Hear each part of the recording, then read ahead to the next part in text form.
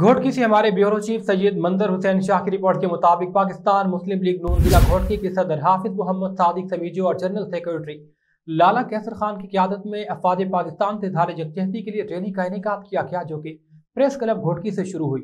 शहर के मरकजी कारोबारी रास्तों से होती हुई पाकिस्तान चौक पर इख्तिताम पजीर हुई। रैली में नून लीग के कारकुनान ने हाथों में एक पाकिस्तान और पार्टी के झंडे उठा रखे थे, जिन पर मुख्तलिफ नारे दर्ज थे। रैली से खिताब में ज़िले सदर हाफिज मोहम्मद सादिक ने कहा, मोदी सरकार ने पाकिस्तान को ललकार कर बड़ी गलती की है। पाकिस्तानी अफवाज दुनिया की मानी दानी अफवाज है। पाकिस्तान की 25 करोड़ आवाम भी अपनी अफवाज के साथ खड़ी है।